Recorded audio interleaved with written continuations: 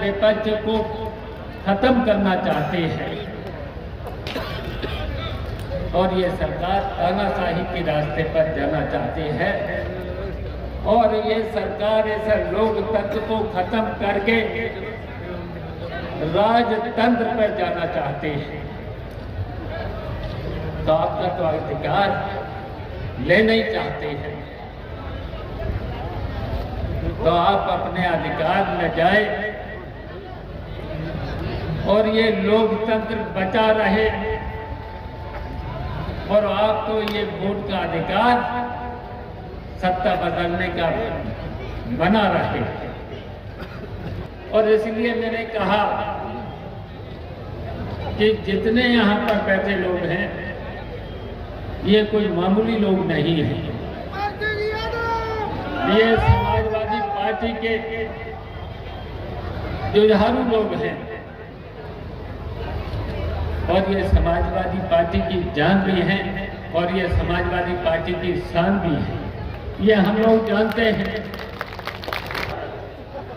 लेकिन जब हम और यहाँ आदित्य आए, चुनाव प्रचार किया और चुनाव प्रचार करते करते दसौली से लेकर के बदायूं शहर से लेकर के सहसवाद तक कल तक हम लोगों ने सम्मेलन किया था और आज यहाँ पर जब किया वहां भी प्रस्ताव पास हुआ था और आज तो यहाँ के सम्मेलन ने नामहीन घोषित कर दिया है। जब नामहीन घोषित कर दिया है, लेकिन फैसला तो राष्ट्रीय नेतृत्व को लेना होता है। एक भारत भी भारत तो राष्ट्रीय नेतृत्व ही देगा।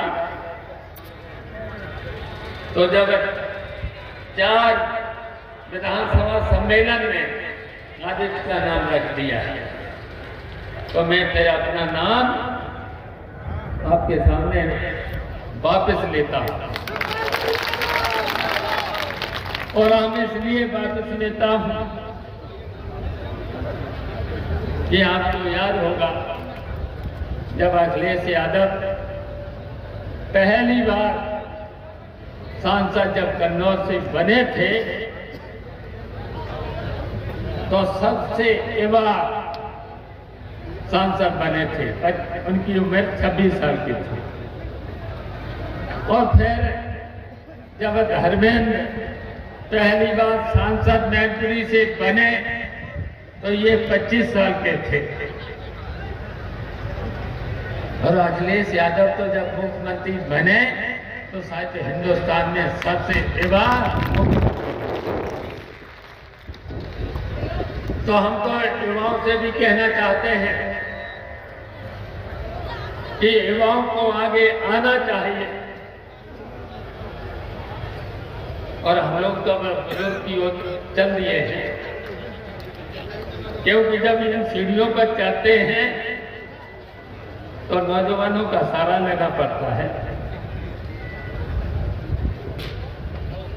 तो इसलिए हम कहना चाहते हैं ये सरकार डबल इंजन की सरकार बहुत जोर जोर से बोलते हैं। दिल्ली में सरकार और उत्तर प्रदेश में सरकार, तो ये डबल इंजन की सरकार हम पूछना चाहते हैं।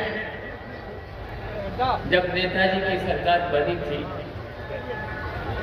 तो नेताजी पहले ही दिन उनकी कलम किसान, गरीब, नौजवानों से लेकर महिलाओं से लेकर के चलती है और सबसे पहले निर्णय लेते हैं किसानों की बात पहले काम होना चाहिए, किसानों और गरीबों के काम पहले होना चाहिए। और क्या नेताजी ने किए? सबसे पहले नेताजी ने किसानों के कर्जे, जैसे ही शपथ लेने के 10 मिनट बाद फैसला दिया था कि किसानों के कर्जे सबसे पहले माफ होना चाहिए। चुंगी को माफ किया था, कक्षा 12 तक के बेटे और बेटियों की फीस का फैसला किया था, याद कर कितने काम किए थे। गांव-गांव को सड़क से जोड़ने का काम किया।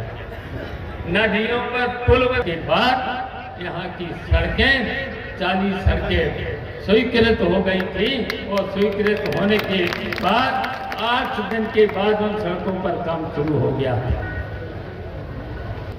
लेकिन हम कहना चाहते हैं इसके अलावा इटावा में होना ही था, लेकिन इस तरीके के 75 जिलों में सड़कों से लेकर के नहरों का पानी से लेकर के और नदियों के पुलों से लेकर के काम शुरू हो गया। और ये काम किसके करते हैं? वोट लेते हैं गरीबों के, किसानों के, मेहनत मजदूरी करने वालों के, सबके बेवकूफ बनाने का काम करते हैं, धोखा देने का काम करते हैं। और यहीं तक हम बताना चाहते हैं, अब घोसी में 3 महीना 4 महीना पहले चुनाव हुआ था, वहां पर हमारा प्रत्याशी सुधाकर सिंह था। वहां पर 30 मंत्री सत्ता पक्ष के पहुंच गए थे और 2 डिप्टी चीफ मिनिस्टर पहुंच गए थे।